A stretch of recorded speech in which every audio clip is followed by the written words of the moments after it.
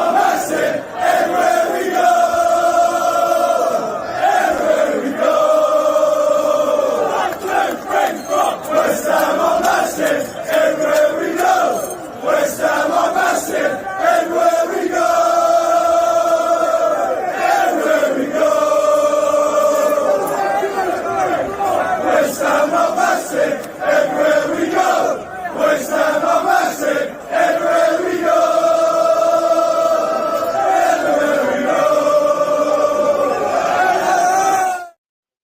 Good evening, ladies and gentlemen. Welcome to the West Ham Massive. As always, please don't forget to like, comment on and share this stream to your social media platforms. Subscribe to our YouTube channel if you haven't done so already. Make sure you hit the bell icon for alerts of new content and click all. As always, ladies and gentlemen, we thank you very much indeed for your support in this matter. A little disclaimer, we might have the occasional curse word coming out. As far as that's concerned, if that offends you, you might want to disappear now. But I would encourage you to stay around and be a little bit more robust in your resistance to swear words. So anyway, with that bit out the way, we're here to discuss Premier League match day 8 of 38. West Ham United 2, Newcastle United 2 at London Stadium yesterday. Joining me is my brother Ben. How are you, sir? I'm good, mate. Yeah, good. Pleased that we got a point the weekend and looking forward to chewing over the bones of it. Brilliant. And you guys that are in the live chat, please feel free to get involved and give us your opinions as we go along. We really do like the interaction. Okay, so let's get straight into it. I'll get the respective starting lineups that were sort of like put out by the respective managers. As far as sort of like the West Ham starting lineup, was it pretty much what you expected? I'm guessing it pretty much was, wasn't it? It was, mate. Yeah. I think on the basis that we're on a fairly decent run, and as touched on in the preview, other than say Kudus, who we'll come on to, and maybe Mavropanos, none of the other fringe players are really putting a stake in the ground. So I think there's a good 9 out of 10 places that are pretty much nailed on at the moment, and maybe 2 or 3 up for grabs. But no, our team was as expected. In terms of their team, it was they do have a few injuries, so they had a few players out, but it's still, it's not a team that I look at and think I'm really scared of that team. But it's he's got them. Eddie Howe's got them into a good unit, and I think they played well. I think it was a good game overall. Yep. I think that's a fair comment from you, Ben. Obviously, the game started, and the game was 8 minutes in when there was a ball played in from Lucas Paquetá. There was the Italian / Brazilian, never quite sure. Yeah, he plays for Italy, but he's really Brazilian. Whatever. Yeah. Charging down the left flank, Emerson Palmieri. I mean, there was, I think, as an ex-goalkeeper myself, I do look, was Nick Pope's positioning all that? Possibly not. He brought it down beautifully, and he managed to sort of steer it past centre of the ball. There was a waiting Thomas Souček there who snapped up the chance with alacrity, made it 1-0. What were your thoughts on the build-up and the goal itself, Ben? Really, really good, mate. Like I say, I mean, Paquetá, we know the ability he's got, and that's what he's in the team to do, to be threading through the balls. Emerson really has improved this season, and I think, his ability to go forward is a big asset to us at the moment. And I think generally Paquetá out wide left with Emerson is a good, strong side of the pitch. Emerson, like I say, great touch past the goalie, kept really calm. And to be honest, Souček will always have his critics a little bit, I think, just because of the nature. All right, Budgie. Just because of the nature of the player Souček is, he's a bit cumbersome. He's a bit slow, and he's not the best technician in the world. But that's not what he's there to do. He's there to work hard. He's there to work hard, get his head on the ball, and arrive in the box at the right time. And how many is that for the season now? Is it 4 or 5 goals? Yeah, he's probably already on 4 at least, isn't he? Yeah, and I think, I'm really pleased for him because, fundamentally, we've got Kudus, we've got other players that can come in but Souček is putting himself in a position where he can't be dropped based on his output. How close to the original version of Thomas Souček that we got back in the day? How close do you think he is to that Thomas Souček? Is he back to his very best, do you think? Or is there still more to come? I think, do you know what? I think he's pretty much back to his best. I think he's one of them. He's one of them, right? In an attacking sense, if he doesn't score, you kind of might think, well, what's he actually done in the game? Do you know what I mean? Because he's not really going to thread those passes through. He's not, he's not going to take it past numerous people. But he is a fairly, he's getting back to the minimum sort of 6, 7 out of 10, and he's getting back to his best. Look, he's a grafter. He does his defensive duties. He throws his body in front of the ball. And look, he's got a goal last week. He's got a goal this week. Souček, he's definitely worthy of his place in the side, and hopefully that continues. I think he's back to his best. So he's going to be one of the first names on David Moyes' team sheet, isn't he? And let's be honest, he was undroppable last season when he didn't have his best season. Let's be completely honest. And he's kind of alluded to that in interviews where he turned around and said he didn't feel, I think the word he used was motivated. I'm pretty sure I'm right in that, which I think is quite an interesting way for him to describe how he was last season for whatever the reasons behind it. But I think he's rediscovered that motivation, that hunger, and he looks a completely different player. Yeah, he does, mate. He does. And I think we all know the reason why. I think, his game was, he was probably told, you just hang back a little bit because Rice is the main man. And I feel like, look, rightly so. Rice is a world-class operator, and I think Kufal's alluded to it, Souček's alluded to it sort of covertly, is that I think the fact that Rice is gone, everyone else is thinking we all need to step up. Do you know what I mean? I think it was a case last season they'd be looking at Rice to, expecting him to step up and do everything, whereas now they all know that they have to fucking step up. So, look, we've moved on, and in comparison to sort of the start from last season, I think it's a much better start to the season. Fair enough. Right, let's move on to an incident that took place. There was, in the space of, I think it was about a 3-minute spell, there was a yellow card there was 2 yellow cards actually that was issued. There was a foul by Bruno Guimaraes on Emerson. Emerson gestured towards the referee, Peter Banks, for a yellow card, for which he received a yellow card, which, I found quite an interesting decision, but we'll park that one.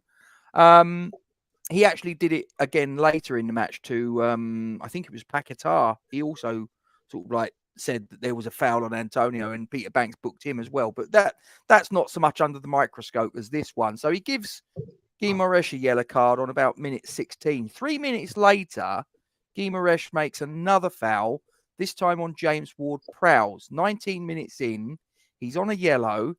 The referee gives him a bit of a talking to. You can see Zuma coming up and asking the question, well, hang on, ref, he's on a yellow here. Shouldn't he be off ski? What's your thoughts on it?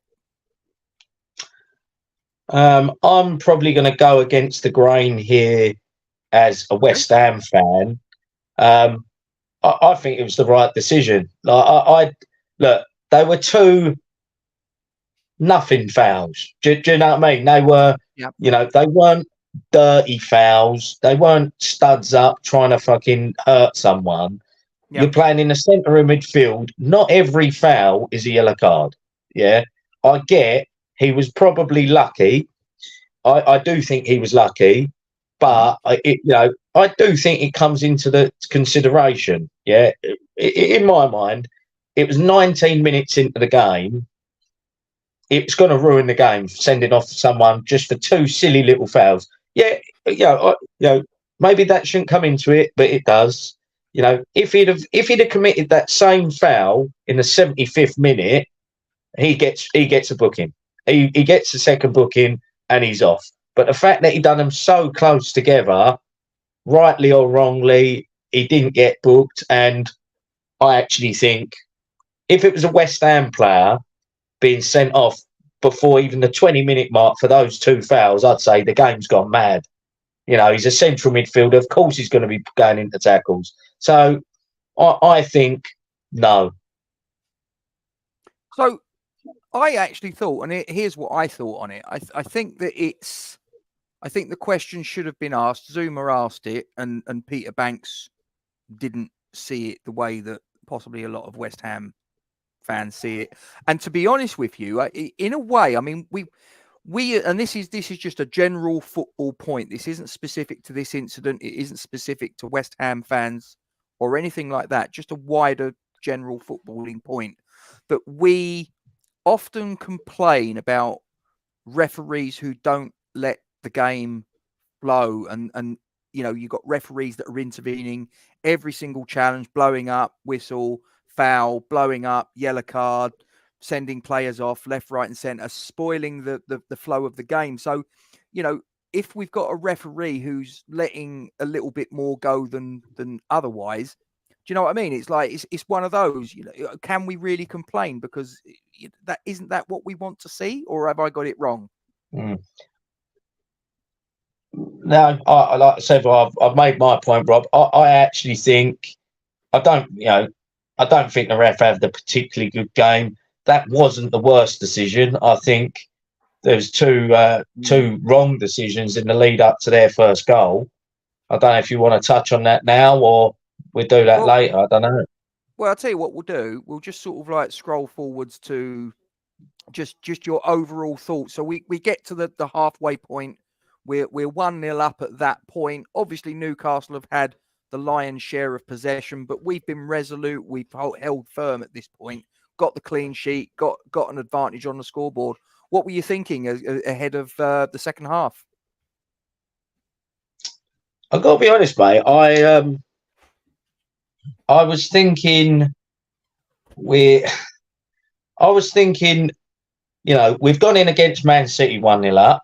We've gone in against Liverpool 1-1, and we've gone in against Newcastle 1-0 up, right? But I could see the cracks appearing. Even though Newcastle, we were containing them. For me, we was too happy for them to just have the ball, and we've scored on 7 minutes. We didn't have another shot on target in the first half. Do you know what I mean? So we pretty much give them the ball and sat back. And my view is we need to be imposing our game on teams more when we've got a slight advantage and not just sitting back and trying to soak up the pressure from the 10th minute onwards. Because I don't think against good teams, you're not going to hold on for 80 minutes. How about you? No, I think there's something to be said there. I mean, it's one of those. Look, I accept that at our best, for us to get the best out of the personnel we've got, whether we like it or not, we are a counter-attacking team. We're a team that will relinquish a decent amount of possession more often than not to the other team, and just let them sort of like play their little patterns. And the one thing that kind of winds me up is I do think that we don't engage the opposition until they've brought the ball forwards quite some considerable distance, a lot further forwards than I would be happy with myself. I've got no problem. Look, if their centre-backs and full-backs want to piss around a bit around about their 18-yard box, okay, fuck it, have it, do what you want. But when they start sort of like approaching sort of like nearer the halfway line, and certainly when they're beyond that point, for me, I think we need to be getting someone out, putting pressure on, really making them, make the mistake. Yeah. Do you know what I mean? And trying to win the ball back a little bit higher up the pitch than what we do. Look, we finished with a trophy last season. We were 7th the year before that. We were 6th the year before that. So you could turn around and go, yeah, but it works. Yes, but that's just me. I would like to see us trying to engage the opposition a little bit more readily, a little bit earlier. That's just the way I look at it. But anyway, let's move along. So I had this sort of like about the second goal, but you want to talk about the first goal. So you believe their equaliser. What was the issues you sort of had with that? Was it the award of the free kick itself, or? Oh, absolutely. Yeah, it wasn't a foul. It was just a tussle. And if anything, it was a tussle that when we won, when Paqueta's won it, we was kind of through. We was through. We could have broke away and scored ourselves. It was just an easy decision for him to make. Because, do you know what I mean? Because I don't know why he's made that. It wasn't a foul. And then I think the laws are changing so much. But as far as I'm concerned, he whips it in, and Isak is offside. He's the last man when the free kicks come in, regardless of the fact the balls then come off Alvarez's head. I think Isak was in an offside position when the free kick was taken, and that should be offside as well. So I think we was unlucky. I think on two aspects of that goal, the first goal. And then coming on to the second goal, your little question, Rob? Well, I mean, sort of just before we go on to that, I mean, and this is kind of the problem, is that I think that the average man in the street, like you and me and, various other people and some of you guys in the live chat, are just now, there's two rules that I think just thoroughly fucking confuse everybody. And that's offsides and handball.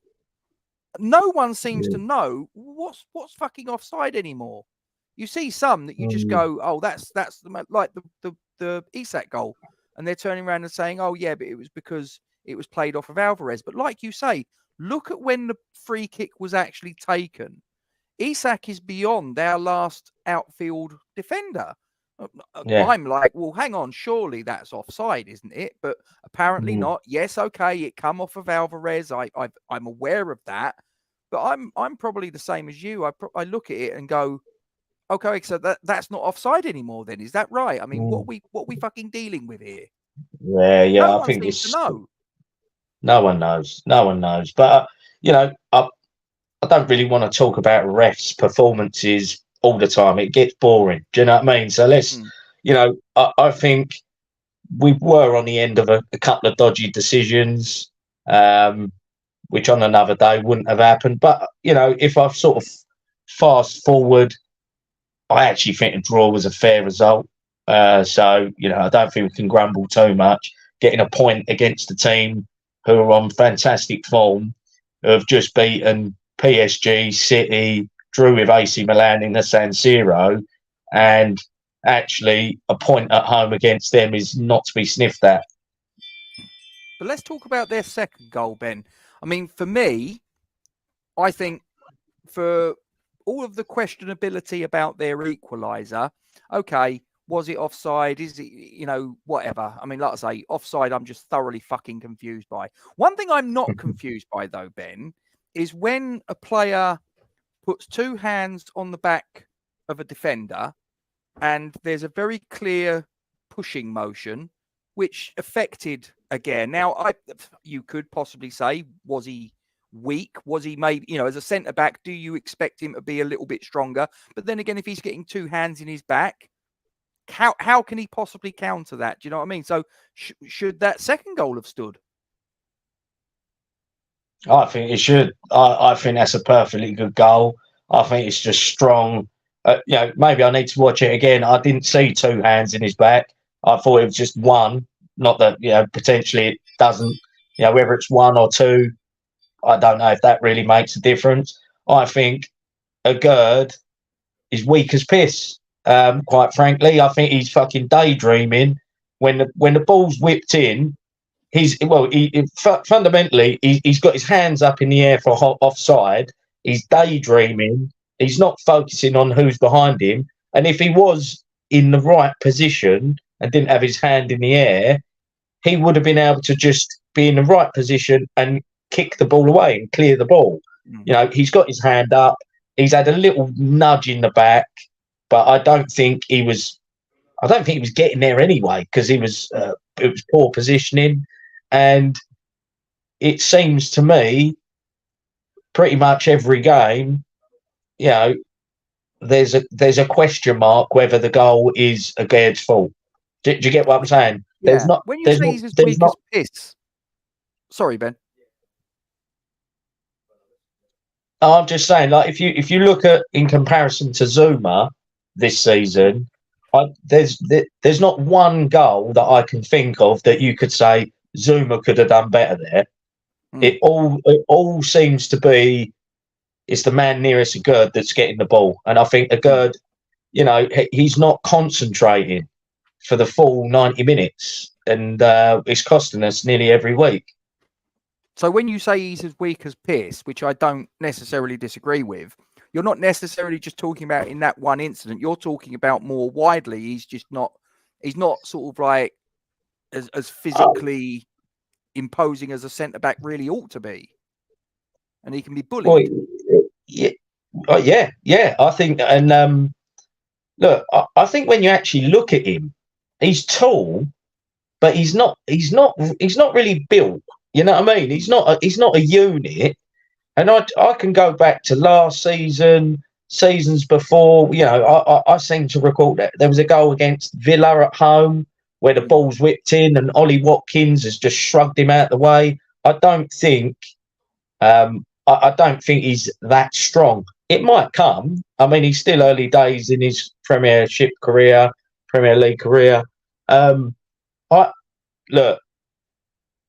I actually think he's overrated, and I have done from day one. Right? I think people see him do certain things and rave on about it. Like, you know, he'll do a 60-yard pass and they'll go, "Oh, what a Rolls Royce of a defender." Well, I'm sorry, like, give me Craig Dawson over Aguerd any day of the week. Give me someone that gets his head onto it, gets his head onto it. Like, do you think Isak pushes Dawson out the way like he did to Aguerd? It doesn't happen. He might give him a little nudge, and Dawson doesn't even move because number one, do you know what it was? Aguerd, where he wasn't in the right position, he was off balance, and that's why he's given him a little nudge. He's gone forward and he's nicked the goal. I don't want to harp on about it because in the end we nicked a draw, but there's been question marks over a couple of players, and Aguerd is one of them. And I'm really struggling to see why. And look, people might go, "Well, he made a mistake against that the team in the Europa League at home." I can't see why Bonner got dropped from the Brighton game. Do you know what I mean? We've gone to Brighton. We won the game, didn't we? We've gone to Brighton. We've put on a great performance, and then all of a sudden, Bonner's been dropped. I think that's a bit. I don't like that, if I'm honest. Yeah, no, that's fair. Fair point. I mean, he obviously got in because of Aguerd getting the 2 bookings against Chelsea and having to do the walk of shame, and then obviously Ogbonna come in and. You know, what did he do wrong in the Brighton game? Nothing.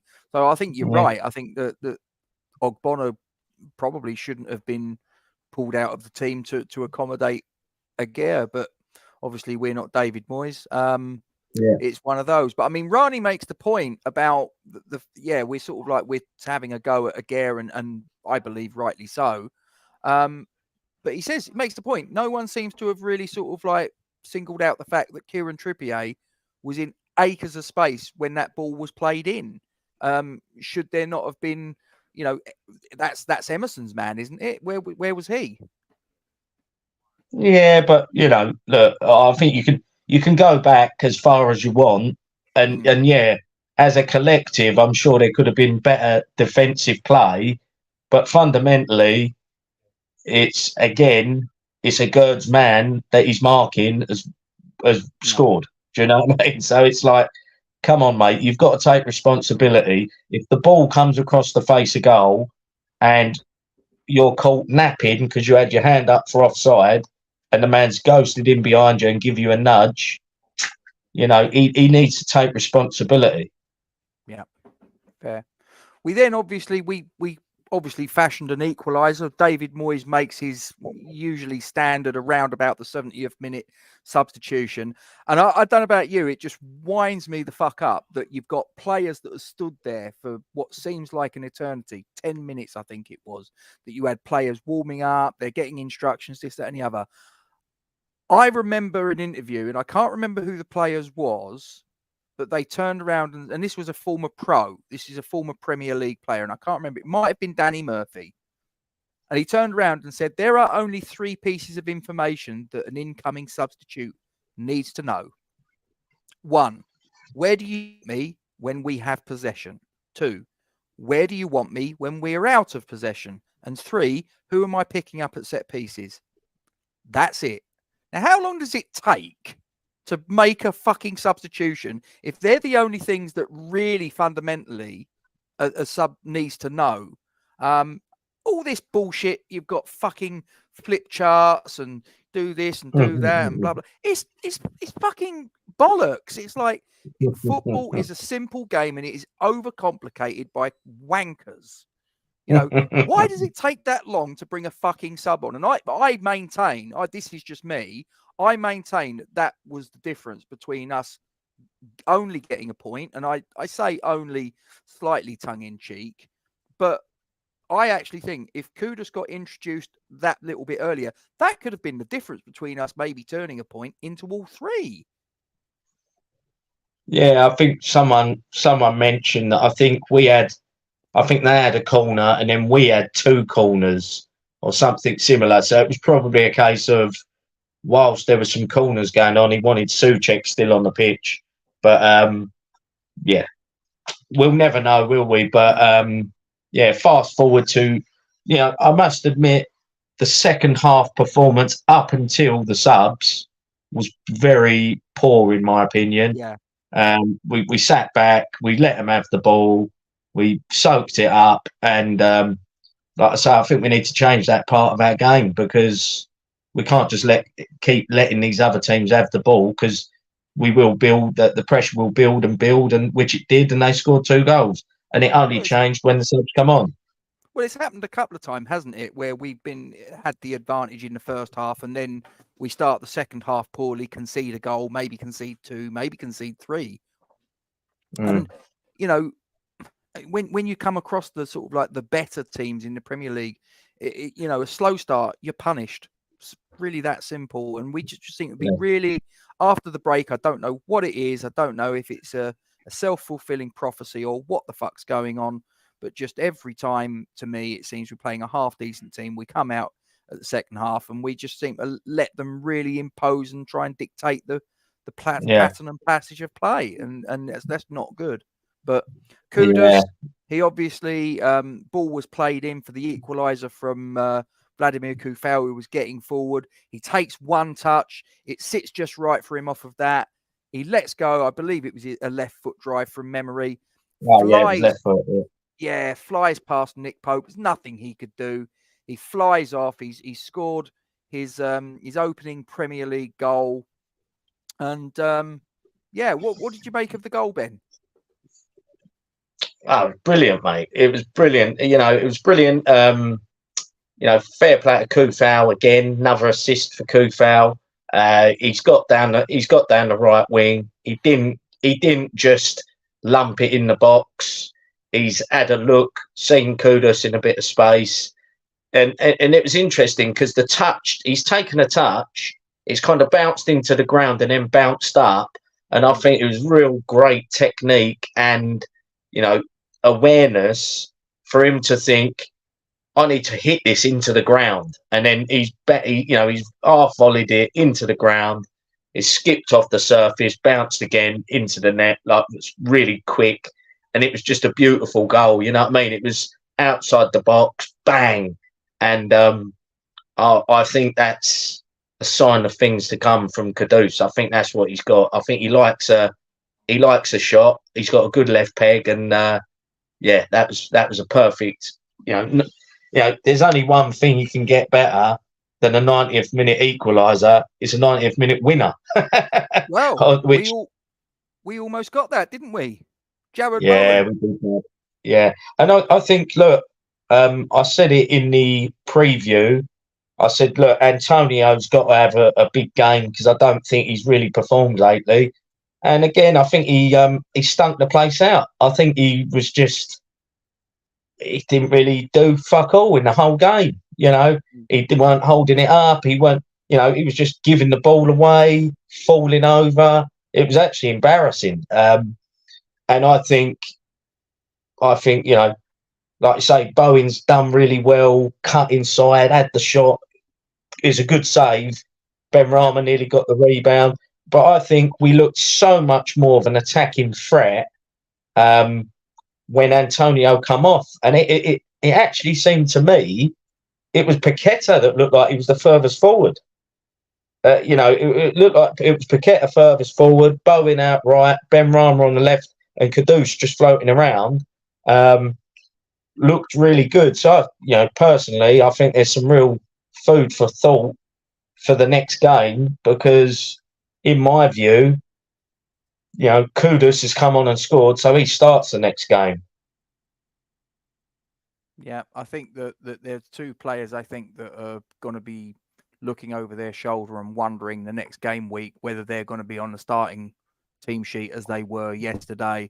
And I think you've just named one in Antonio, and I do think the other one we've touched on, I do think is Aguirre. I think those are the two that, unless there's any sort of, God forbid, touch wood, there isn't any injuries that affect things and maybe sort of change the thinking.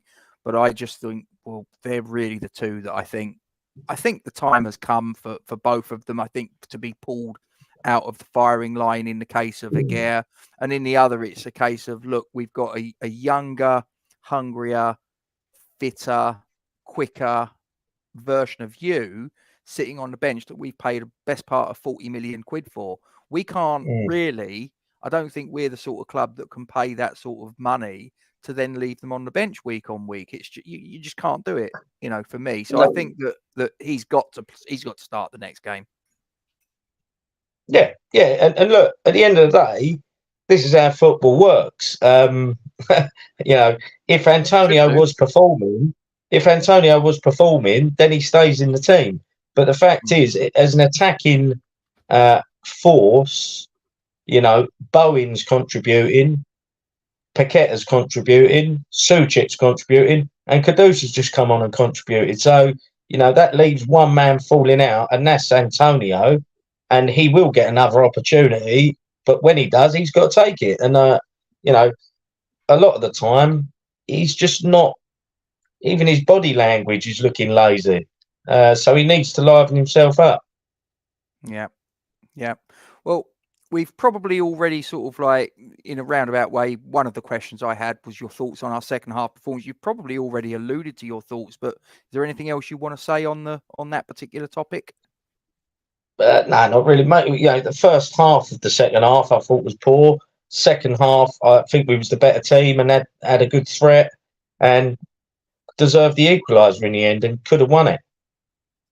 So which players were the star men for each team, Ben, in your opinion? So one from West Ham, one from Newcastle. Who were the star men? So I think for Newcastle, probably no surprise, it was that Isak. Yep. He got the 2 goals, but in addition to that, he just he was dropping out onto the left, dropping out wide. He's quick. He was taking on players. I think he's a threat. He's a good player. I think he'll score quite a few goals this season. I think he targeted Aguirre. I think he looked at Aguirre. I think he worked out pretty quickly. That's the weak link, and that's who I need to fucking go at. And I think he did it. Yeah, I seriously do. I think he made a beeline for Aguirre. I just think that he just had his number. Every time he was up against him, he just sort of like, I just think he outmatched him. Simple as that. I think if Yeah. he'd have sort of like gone, if he'd have targeted Zuma, I don't think he'd have got the change out of Zuma that he did out of Aguirre. That's just my opinion. It is what it is. But yeah, I agree with you. I think, if you can get a brace away from home, I think you're probably going to be in contention for getting man of the match as far as his team's concerned. So obviously you've gone for Alexander Isak for Newcastle. Who was the star man for us? To be honest, mate, I think it can only be Kudus. I think even though he was only on the pitch 20 minutes, I think in that 20 minutes he done pretty much more than most in the side. Paqueta had a good game. I think Bowen had a good last 20 minutes. So I think they all livened up when the subs come on. But I would say Kudus, from our point of view, look, at the end of the day, without Kudus, we lose that game. So he was definitely the star man for us. And you said it earlier that you believe that the final score was a fair reflection of how the match panned out. You're happy with 2-2? Yes, mate. I think you predicted 2-2. I did in the preview, and I think a lot of the lads on the chat did. I would say yes, mate. I would say up until we made the subs, I actually thought, possession wise, shots, every stat, they was well on top. The subs changed the game. I take my hat off to Moisey. He got there in the end, and like I say, I think Moisey's got enough up there between his nut, that he knows Kudus is playing. Kudus is starting the next game. We've brought him along nice and gently, eased him into the English football, but I think he's ready now to start the next game and try and cause some real damage against Villa in a couple of weeks. Well, you got Budgie agreeing with you about Kudus. Best 20 minutes of the game, he says. Yeah. Yeah, no, he looked lively. It wasn't just a goal, but at the end of the day, goals change games and win games and get points. So that's what we've brought him to do. And he was the star man for me. Before we wrap it up, Ben, any final thoughts? I would say I think it was a really important point, just for a number of reasons. I think Newcastle stay below us. No one gained on us in terms of getting above us in the league. We're unbeaten in a few games, so I think that just keeps the sort of unbeaten mentality going. And it's nice to go into the international break not having lost. Fair point. On there, that we will leave it. As always, guys, please don't forget to like, comment on, and share this stream to your social media platforms, and subscribe to our YouTube channel if you haven't already done so. Make sure you hit the bell icon for alerts and new content. Don't forget to click all. And as always, ladies and gentlemen, we thank you very much indeed for your support. And Ben, I'd like to thank you for keeping me company for the last nearly 40 minutes. Always a pleasure, mate. Good to hear. Love it. Right. So don't forget, guys. We'll see you next time. Come on, you Irons. And please also don't forget to support the Irons Food Bank charity. We'll see you next time. Take care now. The West Ham Massive are pleased to support Irons supporting food banks. They are a group of West Ham United fans and friends inspired by the work of other football fan food banks around the country. They collect food and cash donations for NUFC Food Bank in Beckton, who supply 7 distribution centres in the borough 7 days a week, and hand out several hundred 3-day emergency food packs every month to families in need. They are also working with other groups to improve conditions for vulnerable adults and children in the Newham and Essex communities. They are supported in their efforts by West Ham United, the WHU Foundation, LS185, London Legacy Development Corporation, Newham Council, Barking and Dagenham Council, the Met Police, Spire London East Hospital, and a large number of West Ham and football fans. You can help by making a donation to their Just Giving page, the link for which you will find in the description section of the video details of this stream on YouTube. Thank you for your support. Come on, you Irons.